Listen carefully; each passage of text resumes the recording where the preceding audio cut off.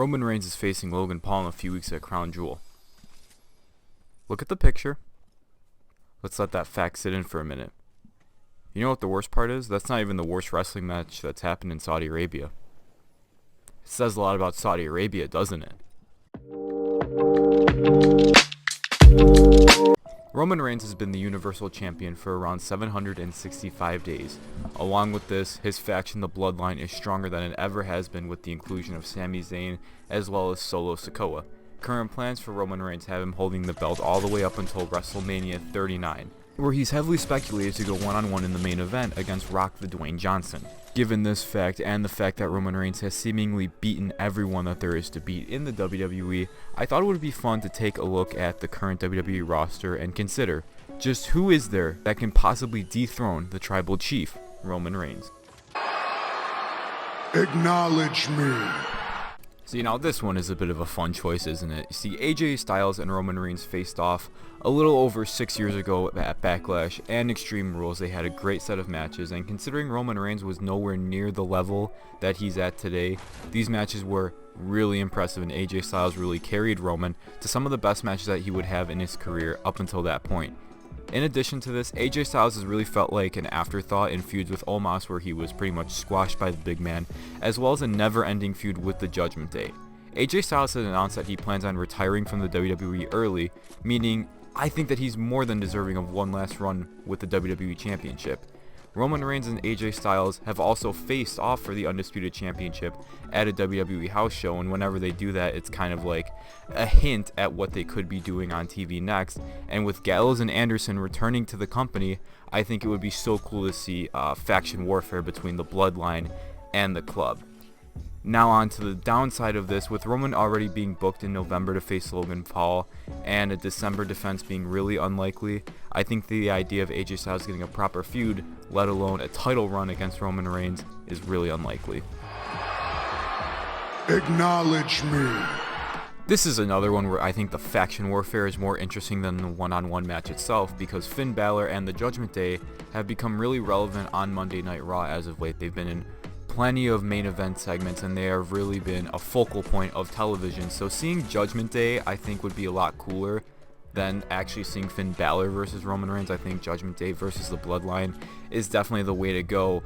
But Finn Balor himself has also been on a career resurgence since his last feud with Roman Reigns, where he lost to, let me check my notes here, the Turnbuckle after busting his shit. Despite being in an endless feud with Edge and Rey Mysterio, Finn Balor has been booked to look incredibly strong. He's gotten wins against both of those guys. And again, with Survivor Series this year taking on a War Games theme, I think that the idea of seeing War Games between Judgment Day and the Bloodline is something that's very promising. Again, it's unlikely that Finn Balor would beat Roman Reigns for the Universal title. I think that one day Finn Balor can be Universal Champion again, but I just don't think that the time is now. Acknowledge me. Now, funny story when writing this script, I started writing it around 2 weeks ago, and when I considered Bobby Lashley, I kept in mind the fact that Bobby Lashley was probably going to drop the title to Seth Rollins. Lo and behold, a few weeks ago on Monday Night Raw, Bobby Lashley dropped the title to Seth Rollins, meaning I have Simpsons prediction powers.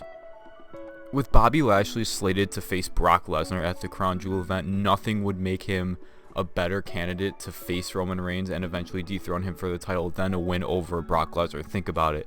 This guy is going to look amazing if he does actually beat Brock Lesnar. He's going to look like an unstoppable beast. He's going to look like the perfect person to actually stop the Tribal Chief. So I think when we're considering people that can eventually beat Roman Reigns, you got to keep Bobby Lashley in the back of your mind. Acknowledge me. Alright, here we go. This is the big one. The head of the table versus Black Adam. The Tribal Chief versus a Scorpion King. The Big Dog versus a Tooth Fairy. I could go on. And I will. Imagine the mind games that these two could play on each other. Roman Reigns would be busy playing chess, while The Rock is playing Jumanji. With Roman being on the run of his career, The Rock's going to need a really good The Game plan to dethrone him. Despite The Rock being as big of a draw as he is, I don't think he's the one to beat Roman Reigns, mostly just because of his scheduling with Hollywood. He barely has time to squeeze in a build for WrestleMania and this match with Roman. Now, it is speculated that he has a free schedule from January to April, which would be perfect for the build-up to WrestleMania. but him actually winning the match and keeping the title for a decent amount of time just seems very unlikely because, like I said, The Rock's a very busy, very important man. And if he wins the title, I can guarantee he won't be on TV, so The Rock's not going to be the foundation for a good WWE product. So while I can see the actual title match happening, the idea of The Rock winning does seem very impractical. Acknowledge me. Karrion Kross is an interesting choice. On NXT, he had a very dominant run, and I think it is slightly believable for him to beat Roman Reigns. In addition, he's been booked incredibly strong since returning to the company as well. He did have a win over Drew McIntyre at Extreme Rules in a strap match. Plus, he is a Triple H guy, so he does have that going for him. There's a strong case for Karrion Kross to beat Roman Reigns, but in the ring, I just don't think he's anything special. I remember watching his NXT run, and he was fine. I enjoyed his match versus Tommaso Ciampa a lot, but a lot of the stuff that he did do, he was kind of carried by other more capable wrestlers like Adam Cole and Johnny Gargano. So in my head, it just seems kind of pointless to go from one unstoppable bad guy champion to another unstoppable bad guy champion who's just less capable than the previous unstoppable bad guy champion. Acknowledge me. Enough talk about an unstoppable bad guy champion. How about we talk about an unstoppable good guy champion? Braun Strowman. This guy can be a major draw in the company. Remember how popular he was back when he was flipping over ambulances or wrestling with 7-year-olds or pulling down scaffoldings with grappling hooks? In addition, if we turn the clock back to 2017/2018, what were the two feuds that really made Braun Strowman popular? It was Roman Reigns and it was Sami Zayn. Who's both part of the bloodline now? Roman Reigns and Sami Zayn. So the bloodline has history with Braun Strowman. Braun Strowman has history with the Universal title. He had a very disappointing run with the Universal title, so I'm going to say that he's definitely deserving of a second chance with it. Trust me, if you build this guy up for a year, you give him impressive wins, I'm going to make the prediction that the monster of all monsters is a great candidate to eventually dethrone Roman Reigns and become the Universal Champion. Acknowledge me. This one is a sentimental favorite for the crowd. Even if Sami Zayn has zero chance of ever facing Roman Reigns for the Undisputed Championship, just let us believe that it can actually happen. Sami Zayn has really grabbed the heart of the WWE Universe ever since joining the Bloodline. This guy's funny. He has great chemistry with everyone in the Bloodline. Plus, this is the type of long-term storytelling that Roman Reigns excels at. Stretch this story out for a year and make it the transition of Sami being this coward and becoming this underdog challenger who can finally step up to the tribal chief. We all watched NXT back in 2014. We know that Sami Zayn is capable of filling in this role for the company, and I think while this is unlikely, considering the fact that Roman Reigns really likes these really dramatic storylines, I think that it's something that it's a slim chance of happening, but it could happen nonetheless. Acknowledge me. And now, speaking of long-term storytelling, who enjoys long-term storytelling more than Roman Reigns? Cody Rhodes. This one is my absolute favorite pick for it. I'm a huge fan of Cody Rhodes. The storyline is there ever since Cody Rhodes returned. The night after WrestleMania, he said he wants the belt that his father never got to hold. While there's been no initial plan to put the title on Cody Rhodes, he's easily one of the biggest stars in the company. Remember the stupid Cody countdown? Everyone loved the Cody countdown. He is speculated for a Royal Rumble return. However, this idea is kind of iffy because The Rock already seems locked in for a match with Roman Reigns at WrestleMania. I would like to optimistically say that maybe Roman can defend both belts separately at the show. However, this does seem kind of unlikely. So I'm going to say that Cody winning the belt at Mania seems really unlikely. However, Cody Rhodes beating Roman Reigns at some point in time does seem extremely likely. Acknowledge me.